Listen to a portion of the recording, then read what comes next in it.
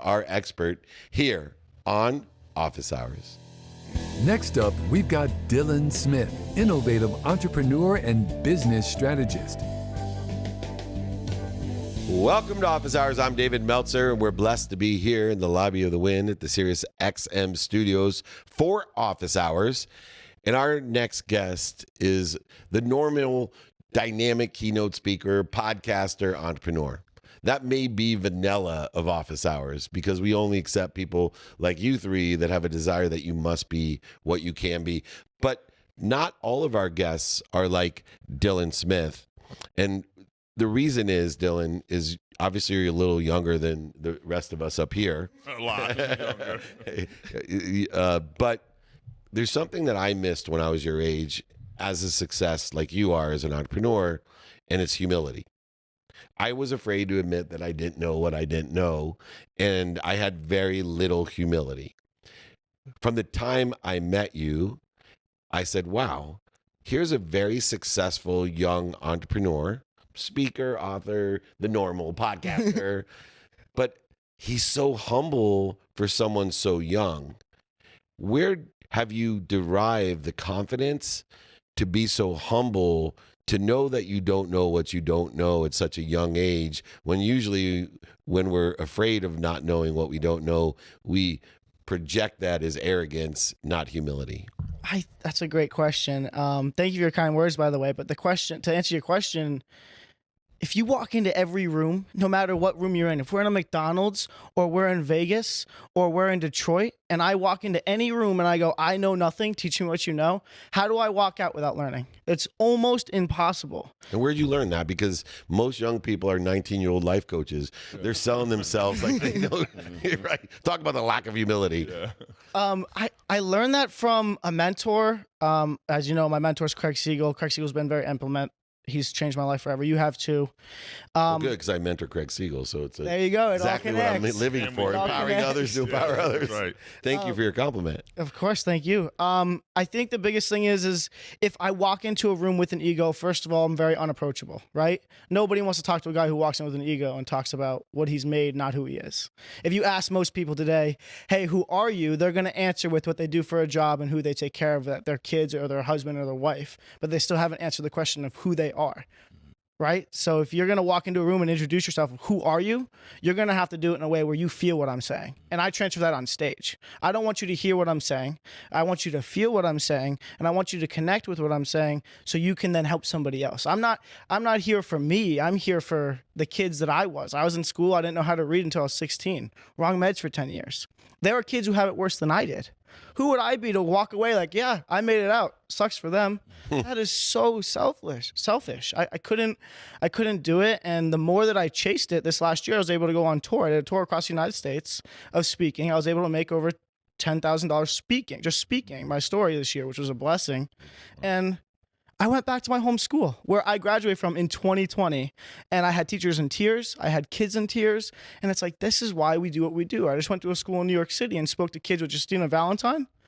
They're hugging me. They're thanking me for coming. They're asking for my autograph. And they said, you gave me the perspective that I needed, because I don't bring my services. I come and bring you the perspective of what it's like to go through that in the public school system. Not knowing how many letters are in the alphabet when you're 16. Not being understood. Your teachers not knowing. You being treated for ADHD when it's dyslexia. What if I'm one out of 1,000 kids who's going through that, and I have the tools, the tutors, the programs to help them? Who would I be to not speak up? And then especially not bring it back to the school I came to. So, I mean, the humility is just, if I have an ego, I can't help people, and that's what I want to do. Have you ever heard, you're not what other people think of you, but a lot of times we are what we feel. I always say don't fake it till you make it, but you can fake it till you feel it, which is a different concept. But it's okay to not be what other people think, but you need to recognize how I feel when other people think. And it's a different thing. And Dylan, you have some sort of elevated awareness to that at such a young age, while you had so many struggles and challenges that so many, especially young kids, face. You see that more than I do because you deal with more kids than I do. I'm stuck with guys like you. I'm more on the amplified methodology, like Craig Siegel can go help those people. I'll just help him. He'll help thousands like John and Chad. For you, where does that perspective come from? You know, it's interesting because I take from you that I had in me that he talks about, which is that continue to be more interested than interesting. You know, I use that a lot and it resonates with the young people today. And it's something that he embodies and he pushes. So that's how you continue to thrive. And my mom is a teacher, so I'm always with the young people. I do a master class now around the United States on the merit mindset for high school athletes. So it's the why you're doing what you're doing, the mental approach, but also the physical approach and how it translates to life and how ultimately I want to put myself in a position to be a champion in life. But that requires me to continue to be interested in things. So my question for you, Dylan, was overcoming dyslexia. How did that shape your approach to like personal development and inspirational speaking and motivational speaking? What an amazing question. You're 16 years old. I'll paint the picture. You're 16 years old. You got your license, and your mom put insurance on your card so you could drive to your tutor on Saturday morning all summer long while your friends are partying to learn your ABCs. Mm. That's a perspective, right? And then you're drawing it in sand. We use Dorton Gillingham, so I'm drawing my ABCs in sand. I'm drawing it in shaving cream. I'm literally learning my ABCs at 16 years old, and my only thought is, at least I get to drive my car here. I get that time. That's a privilege, right? So like every day when I came in school, I knew that I was doing 10 hours of work for a 50 as a grade, right? And I knew the kids were gonna make fun of me because I was pulled out of classes. But my mindset was just, if I get one math problem done today, I can come back tomorrow. If I can understand one thing that's going on in social studies, I come back Tuesday. If I understand one thing in science, I can come back Thursday. That was it. And I was able to translate that because I also had to build relationships with my teachers for them to know that I'm trying. I'm at 110. We're bouncing off the rev limiter right now for this 50 that I just got. So they know that.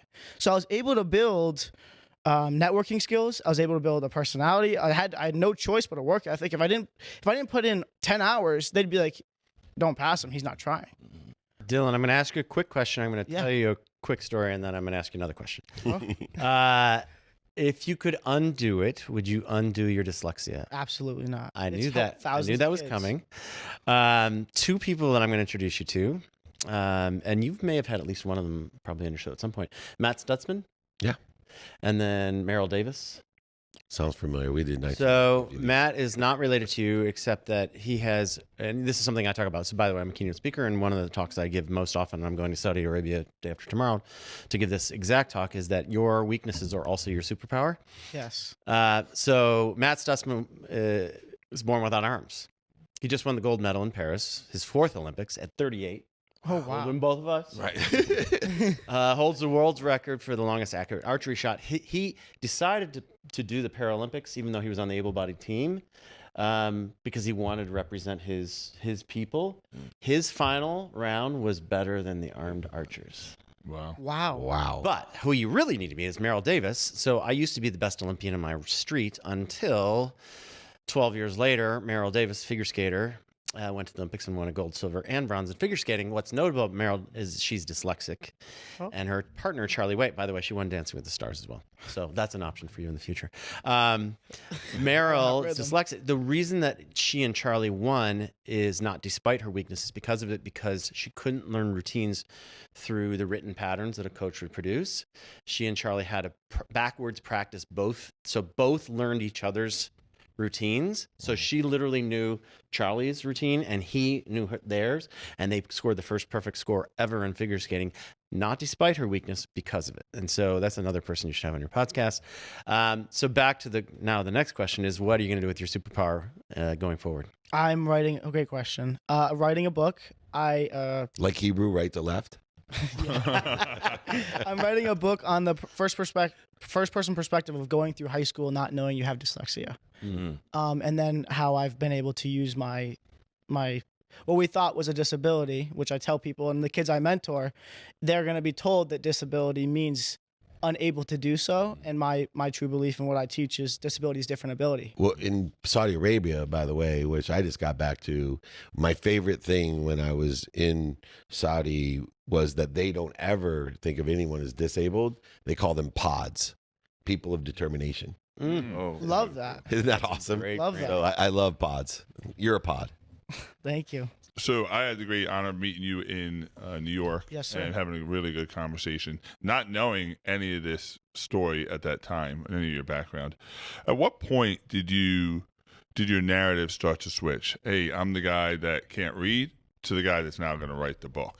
Like, at what point was there one pivotal moment that you were like, okay, I got to switch the narrative from this is who I am to this is who I am? 100%. 2020, I was the most terrified kid in the world. There's no way I was going to college. My internship at a tech firm fell through, and I graduated in 2020. Something happened in 2020 called COVID. So it was like I had something that nobody has now, and that's time. And most people went on YouTube and they watched YouTube. Some people, day drink. Some people watch Netflix.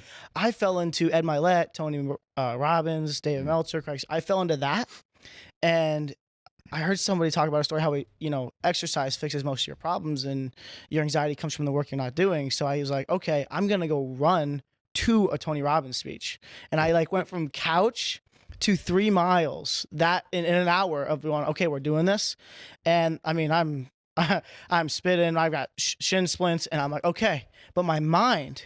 I've never had that experience. I'm sure we've all had it here now, where that whole different side of your mind opens, a creative side, and you're like, why do I resonate with this? So then next day I go back, I couldn't sleep. My mind was racing, but I didn't know why it was racing.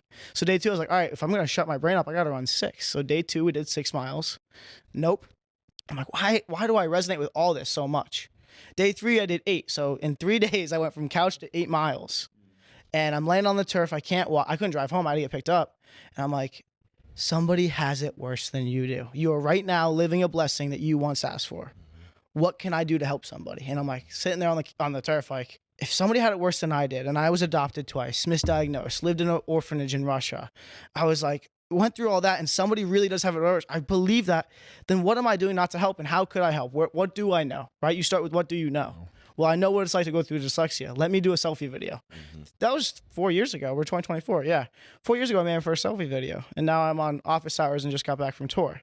It's amazing that energy gap between who I am someone that has succeeded with the superpower of dyslexia compared to, especially when we're younger, this is what I want people to think I am, which inhibits and sucks the energy and creates resistance in our life. Dylan Smith is learning at a very young age how to empower others to be their best, to live in a consistent, everyday, persistent, without quit pursuit of his potential. All the respect and humility to you and everything that you're going through today and will help other people go through in the future. Incredible, dynamic keynote speaker, a podcaster, and of course, a serial entrepreneur, making a lot of money, helping a lot of people, and having a lot of fun. That's what guests like Dylan Smith and our incredible co-hosts do here on Office Hours. Let's get to this week's Executive Spotlight. Jason Waller and Rory Kataya, visionary entrepreneurs and business leaders. Jason Waller, the founder of Powerhouse Solar, now Pink Energy, built his success from the ground up